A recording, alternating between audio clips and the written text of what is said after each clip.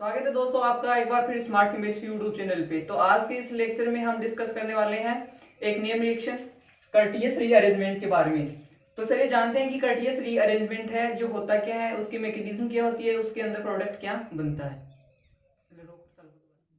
तो इस रीअरेंजमेंट के अंदर बेसिकली होता क्या है, हमारे पास इसमें जो मेन सबस्ट्रेट है एल्किल एजाइड, उसका रीअरेंजमेंट एल्किल आइसोसाइनेट के अंदर होता है।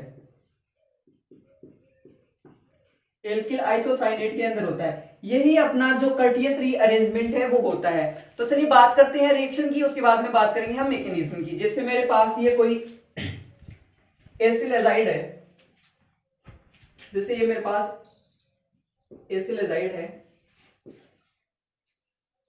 इसको मैं इस तरह भी लिख सकता हूं। इसमें 3 नाइट्रोजन है, इस वाले पे पॉजिटिव चार्ज, इस पे नेगेटिव, क्योंकि इसने लोन पेयर इसने डोनेट किए हैं और इसने अटैक किए हैं। अब यहां से देखिए, अब जब इसमें फर्स्ट स्टेप में क्या होगा, इसका थर्मल डिकम्पोजिशन होगा। जो अपने पास एसिल एजाइड है उसका थर्मल डिकम्पोजिशन होगा। अब यहां से देखिए, ये जो नाइट्रोजन है वो बॉन्ड इलेक्ट्रॉनों को लेकर रिमूव हो जाएगा और N2 गैस के रूप में बाहर निकल जाएगा। और हमें पता है जिस भी सिस्टम के अंदर या रिएक्शन के अंदर जो गैस है जब बाहर निकलती है तो एंट्रोपी भी सपोर्ट करती है। और वैसे भी नाइट्रोजन गैस तो गुड लिविंग ग्रुप है, तो साथ गैस, कोई भी गैस निकलने के बाद में एंट्रोपी जो है रिएक्शन की सपोर्ट करती है। तो यहां से निकल गया। अब इस पे जो है नेगेटिव चार्ज, और जब भी ऑर्गेनिक रिएक्शन केमिस्ट्री के अंदर रिएक्शन में अगर किसी एटम पे लोन पेयर हो या नेगेटिव चार्ज हो और साथ में डबल बॉन्ड हो तो वो रेजोनेंस शो करता है। अब यहाँ से ये वाला जो बॉन्ड के इलेक्ट्रॉन जो लोन पेयर के यहाँ डोनेट करेगा, ऑक्सीजन जो है अपनी तरफ अट्रैक्ट करेगा, क्योंकि कार्बन जो है ऑक्सीजन मोर इलेक्ट्रोनेगेटिव होने की वजह से कभी भी इलेक्ट्रॉन जो है अपनी तरफ अट्रैक्ट कर सकता है। कार्बन इलेक्ट्रॉन डेफिशिएंट होगा तो यहाँ से इस पे डोनेट कर देगा। अब ऑक्सीजन वापस से बैक बॉन्डिंग के थ्रू ये बॉन्ड के इलेक्ट्रॉनों को यहाँ पे, और ये वाला जो ग्रुप है ये वाला, ये यहां से सीधा इस वाले नाइट्रोजन के साथ में अटैच हो जाएगा, यानी कि यहाँ पे एक रीअरेंजमेंट होगा। तो देखिए यहां से नाइट्रोजन तो गैस के रूप में बाहर निकल जाएगी, डाई नाइट्रोजन। अब ये वाला जो अपना ग्रुप है वो सीधा नाइट्रोजन से ऐड हो जाता है। उसके बाद में डबल बॉन्ड कार्बन कार्बन से ऐड है, उसके बाद में डबल बॉन्ड ऑक्सीजन, इसे कहते हैं हम एल्किल साइनेट, आइसोसाइनेट। और ये वाली जो स्टेप है, जो डिकम्पोजिशन वाली जो स्टेप है, ये स्लो स्टेप होती है इस रीअरेंजमेंट की। साथ ही जो स्लो स्टेप है वो आरडीएस होगी, रेट डिटरमिनिंग स्टेप होगी। जो रेट है वो इसी स्टेप पे डिपेंड करेगा। साथ में ये स्लो स्टेप होती है और इसके अंदर जो माइग्रेशन होता है वो कार्बन टू नाइट्रोजन माइग्रेशन होता है। देखिए यहां से कार्बन से नाइट्रोजन पर माइग्रेशन होगा, और ये जो माइग्रेशन होता है वो एनाइनोट्रोपिक होता है, एनाइनोट्रोपिक होता है। एक और बात, मोस्ट इंपोर्टेंट जो बात है, अगर ये जो माइग्रेटिंग ग्रुप है, अगर इसकी कोई स्टीरियोकेमिस्ट्री है, अगर इसकी कोई स्टीरियोकेमिस्ट्री है तो प्रोडक्ट के अंदर हमें रिटेंशन ऑफ कॉन्फिगरेशन जो है वो प्राप्त होगा। रिटेंशन ऑफ कॉन्फिगरेशन हमें प्राप्त होगा। अगर ये जो माइग्रेटिंग कोई भी ग्रुप हो सकता है, यहाँ पे अगर कोई माइग्रेटिंग ग्रुप है उसकी स्टीरियोकेमिस्ट्री दी हुई है तो प्रोडक्ट के अंदर हमें जो रिटेंशन ऑफ कॉन्फिगरेशन है वो करना पड़ेगा। तो चलिए नेक्स्ट स्टेप की बात करते हैं। ये वाली स्टेप हो जाती है। अब हमें यहां से आइसोसाइनेट तो बन गया, उसके बाद में क्या होगा, अब इसका करवाते हैं हम। अगर मैं इसकी रिएक्शन करवाऊं H2O से, बेसिकली ये जो है इलेक्ट्रोफाइल की तरह बिहेव करता है, इलेक्ट्रोफाइल की तरह। अब इस पे कोई भी न्यूक्लियोफाइल अटैक कर सकता है। सबसे पहले मैं बात करूं H2O की, H2O एक अच्छा न्यूक्लियोफाइल है, ये अटैक करे इस पे। तो यहां से देखिए ये बॉन्ड के इलेक्ट्रॉन नाइट्रोजन के पास, इस पे नेगेटिव चार्ज और इस वाले कार्बन पे पॉजिटिव चार्ज। अब जो वाटर है वो कैसे ब्रेक होता है, H+ और OH- में।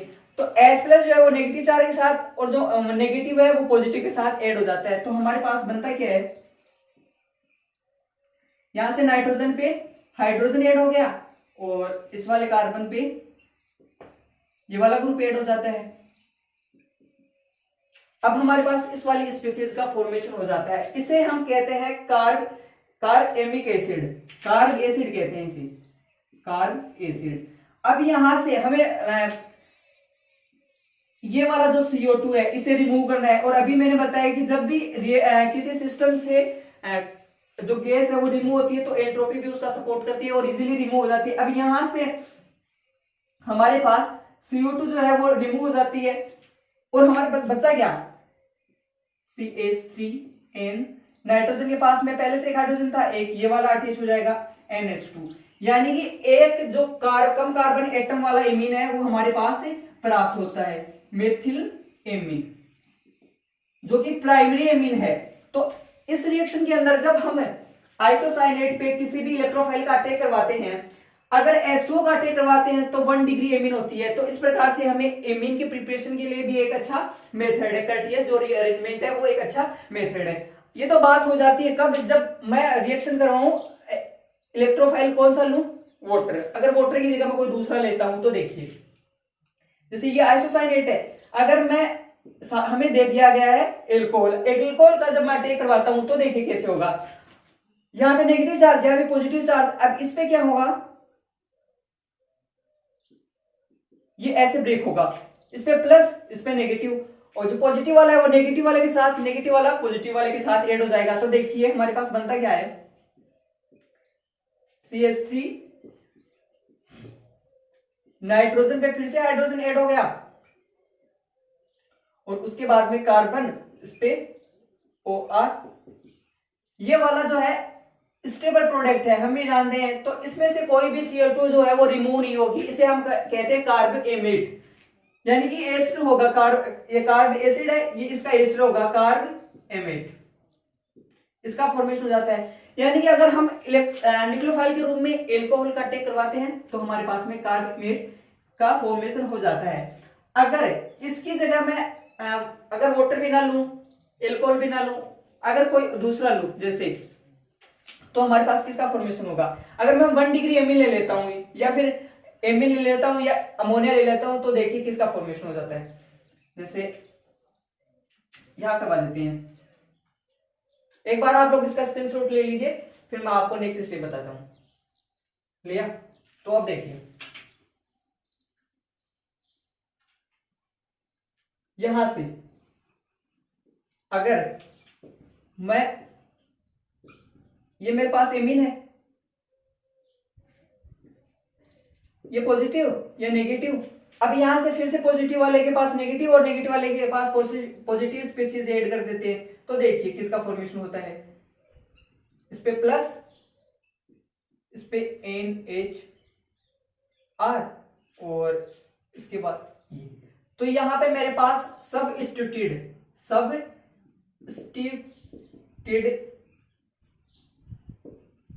अमोनिया का फॉर्मेशन हो जाता है। बेसिकली अमोनिया होता क्या है, देखिए यहां से NH2, यहां से मैंने एक हाइड्रोजन रिमूव कर दिया और इस साइड में भी एल्किल ग्रुप जोड़ दिया, इस साइड में भी एल्किल ग्रुप जोड़ दिया, तो इसे हम सबस्टिट्यूटेड अमोनिया कहते हैं। तो इस प्रकार से कर्टियस रीअरेंजमेंट के अंदर होता क्या है, हमारे पास कोई भी एसिल एजाइड होगा, उसका थर्मल डिकम्पोजिशन होगा और हमारे पास आइसोसाइनेट का फॉर्मेशन होगा। उसके बाद में आइसोसाइनेट एक जो इलेक्ट्रोफाइल होता है उस पर कोई भी न्यूक्लियोफाइल अटैक कर सकता है और डिफरेंट टाइप के न्यूक्लियोफाइल जब उस पर अटैक करते हैं तो डिफरेंट टाइप के हमारे पास प्रोडक्ट होते हैं। अगर हम वाटर का अटैक करवाते हैं तो 1 डिग्री एमीन बनता है, एल्कोहल का अटैक करवाते हैं तो हमारे पास कार्बोनेट जो एस्टर है वो बनता है, और अगर एमीन का ही हम अटैक करवाते हैं तो हमारे पास सबस्टिट्यूटेड अमोनिया का फॉर्मेशन होता है। अब देखिए जो यहां पे एसिल एजाइड था, एसिल एजाइड वो किसके अंदर कन्वर्ट हुआ, वो हुआ हमारे पास जो आइसोसाइनेट है उसके अंदर कन्वर्ट हुआ। तो यहां से एसिल एजाइड से आइसोसाइनेट के अंदर जो रीअरेंजमेंट होता है उसे हम कर्टियस रीअरेंजमेंट कहते हैं। बट ये जो सारी रिएक्शन है, टोटल रिएक्शन है एसिल एजाइड से लेके हमारे पास अमोनिया या फिर कार्बोनेट और सब्स्टिट्यूट अमोनिया का जब फॉर्मेशन होता है तो इस पूरी रिएक्शन को हम कर्टियस रिएक्शन कहते हैं, और केवल एसिल अजाइड से आइसोसाइनेट तक के फॉर्मेशन को हम कर्टियस रीअरेंजमेंट कहते हैं। तो ये बात हमें याद रखनी चाहिए, याद हमें आनी चाहिए ये बातें। तो आप लोग फिर से एक बार इसका स्क्रीनशॉट ले लीजिए, उसके बाद में हम आगे बात करते हैं रिएक्शन के बारे में। कुछ इंपॉर्टेंट बातें हैं वो हमें जाननी जरूरी होती है। अब बात करते हैं इस रिएक्शन के अंदर, इस रीअरेंजमेंट रिएक्शन के हमारे पास जो सबस्ट्रेट था एसिल एजाइड, एसिल एजाइड, एक बार मैं इसे बीच में लिख देता हूं, एसिल एजाइड। तो कोई जरूरी नहीं है कि हमें एग्जाम के अंदर जो है एग्जामिनर जो है वो एसिल एजाइड ही दे, इसका फॉर्मेशन हम डिफरेंट टाइप से कर सकते हैं। इसी के अंदर मोस्टली एग्जामिनर जो है हमें उलझाता है कि एसिल एजाइड देता नहीं है, हमें पता नहीं चलता है कि कौन सी रिएक्शन है, और होती वो कर्टियस रीअरेंजमेंट है। तो basically preparation of acyl azide होता कैसे है वो चेक करते हैं। इसका प्रिपरेशन मैं करवा सकता हूं, जैसे मेरे पास अगर एसिल क्लोराइड है, इसकी रिएक्शन मैं करवाऊं सोडियम एजाइड से, या फिर मैं करवा दूं इसकी ट्राइमेथिल सिलेन एजाइड से। तो यहां से जो ये N3 है, दोनों कैटलिस्ट के अंदर जो N3 है सोडियम एजाइड के अंदर और इस वाले के अंदर, ये एक न्यूक्लियोफाइल है, ये कार्बन पे अटैक करेगा। जैसे ये कार्बन पे अटैक करेगा और यहां से Cl जो है वो बाहर रिमूव हो जाएगा, और यहां से मेरे पास एसिल एजाइड का या फॉर्मेशन हो जाता है। या रिएक्शन जो है वो यहां से भी स्टार्ट हो सकती है एसिल क्लोराइड से भी। तो इस प्रकार से एसिल क्लोराइड से फॉर्मेशन हो गया। अब बात करते हैं नेक्स्ट, अगर मैं एसिल क्लोराइड से ना करवा के एस्टर से करवाता हूं। एस्टर से पहले एक बार देख लेते हैं, जैसे अगर मेरे पास ये वाली स्पीशीज हो, इसे कहते हैं एसिल हाइड्रेजीन, एसिल हाइड्रोजन कहते हैं। तो अगर एसिल हाइड्रोजन से मैं एसिल एजाइड का फॉर्मेशन करवाता हूं तो कैसे होगा फॉर्मेशन इसका, देखिए यहां से मेरे पास NaNO2 प्लस HCl, या फिर दे दे NaNO2 सॉरी HNO2, और साथ में दे दे एसिल हाइड्रोजन। तो इससे भी हमारे पास एसिल जो एजाइड है उसका फॉर्मेशन हो सकता है। इसमें दोनों में से कोई सा भी काम में ले सकता है, या तो फिर HNO2 दे देगा या फिर NaNO2 प्लस HCl दे देगा, और साथ में एसिल हाइड्रोजन दे देगा। तो रिएक्शन जो है यहां से भी स्टार्ट हो सकती है। अब ये जो एसिल हाइड्रोजन है इसका फॉर्मेशन कैसे होता है, तो इसका फॉर्मेशन हम देखिए, मेरे पास ये कोई एस्टर है, जब मैं इसकी रिएक्शन करवाता हूं हाइड्रोजन से करवाता हूं, तो देखिए यहां से एक जो हाइड्रोजन है इसके साथ अटैच होके एल्कोहल के रूप में बाहर निकल जाएगा, यहां से NH और NH2। तो इस प्रकार से एसिल हाइड्रोजन का फॉर्मेशन हो जाता है। अगर हमारे पास जो एस्टर ना देके एसिड दे दे, जैसे एसिड से करवाते हैं, यहां से एसिड से अगर बात करूं मैं एसिड से, ये एसिड है, तो इससे कैसे फॉर्मेशन होगा एसिल हाइड्रोजन का, वो देखिए फिर से हाइड्रोजन से इसकी रिएक्शन करवा दूं, तो यहां से जैसे ये प्रोटॉन है, इस प्रोटॉन को मैं यहां से H2 रिमूव कर दूं, तो फिर से मेरे पास एसिल हाइड्रोजन का निर्माण हो जाता है। और एसिल हाइड्रोजन से एसिल एजाइड का फॉर्मेशन कैसे करते हैं वो मैंने आप लोगों को बता दिया। तो रिएक्शन जो है कहीं से भी स्टार्ट हो सकती है। अब ये तो जो है नॉर्मली रिएक्शन होती है कि हमें एस्टर दे दिया, एसिल एजाइड दे दिया, या फिर कार्बोक्सिलिक एसिड दे दिया, या एसिड क्लोराइड दे दिया, उससे रिएक्शन स्टार्ट करवा दी। कभी कभी एग्जाम के अंदर सीधा भी पूछ लिया जाता है, अगर हमारे पास एसिड से सीधा एसिल एजाइड का फॉर्मेशन करवा ले, और ये वाली जो स्टेप है एसिड से एसिल एजाइड का फॉर्मेशन करवा के कर्टियस रीअरेंजमेंट के बारे में CSI नेट के अंदर क्वेश्चन पूछ भी लिया गया, तो आप लोगों को ये बात आनी चाहिए। तो देखिए इसका फॉर्मेशन कैसे होगा, इसके लिए जो कैटलिस्ट काम में लिया जाता है वो होता है DPPA। इसकी फुल फॉर्म क्या होगी, पहले मैं इसका फॉर्मूला लिख देता हूं,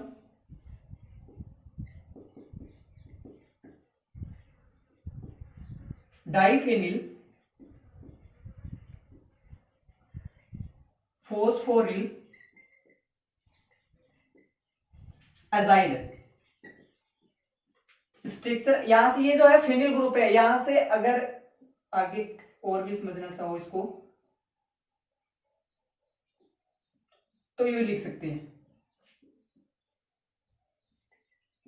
ये वाली जो इसकी स्टेप्स होती है, यानी कि अगर हम एसिड की रिएक्शन डाइफेनिल फॉस्फोरिल एजाइड से करवाते हैं तो हमारे पास सीधा एसिल एजाइड का भी फॉर्मेशन हो जाता है। तो हमें ये स्टेप जो है याद रखनी चाहिए। अब ये जो एसिड है, अगर एसिड से मुझे एसिड हैलाइड का फॉर्मेशन करवाना हो तो कैसे होगी, उसके लिए देखिए यहां से अगर मेरे पास इसका फॉर्मेशन करवाना तो मैं रिएक्शन करवाऊंगा SOCl2 या फिर PCl5 से, तो मेरे पास एसिल क्लोराइड का फॉर्मेशन हो जाता है। तो इस प्रकार से हमारा जो मेन कंटेंट है वो है एसिल एजाइड। हमें केवल इस पे फोकस करना है। रिएक्शन कहीं से भी स्टार्ट हो, कोई भी सबस्ट्रेट दिया हुआ हो, कोई भी रिएक्टेंट दिया हो, कोई भी कैटलिस्ट दिया हुआ, हमें कोई दिक्कत नहीं है। हमें सिर्फ एसिल एजाइड पे फोकस करना है। एसिड क्लोराइड से भी करवा सकता है, एस्टर से भी करवा सकता है, कार्बोक्सिलिक एसिड से भी करवा सकता है, कार्बोक्सिलिक एसिड से सीधा इसका भी फॉर्मेशन करवा सकता है। तो एक बार आप लोग इसका स्क्रीनशॉट लीजिए, काफी इंपॉर्टेंट चीजें हैं। तो इस प्रकार से हम कर्टियस रीअरेंजमेंट के अंदर होता क्या है, एसिल अजाइड जो है उसका थर्मल डिकम्पोजिशन होता है किसके अंदर, आइसोसाइनेट के अंदर। आइसोसाइनेट एक अच्छा इलेक्ट्रोफाइल है, उस पे किसी भी न्यूक्लियोफाइल का अटैक करवा के हम डिफरेंट टाइप्स के प्रोडक्ट प्राप्त कर सकते हैं। तो वीडियो कैसा लगा गाइस, लाइक कमेंट शेयर जरूर करें, और आप लोगों ने अभी तक smart chemistry YouTube channel subscribe नहीं किया तो कर लें, और बेल आइकन को प्रेस करना न भूलें, जिससे हमारे आने वाले वीडियोस के नोटिफिकेशन सबसे पहले मिल सके।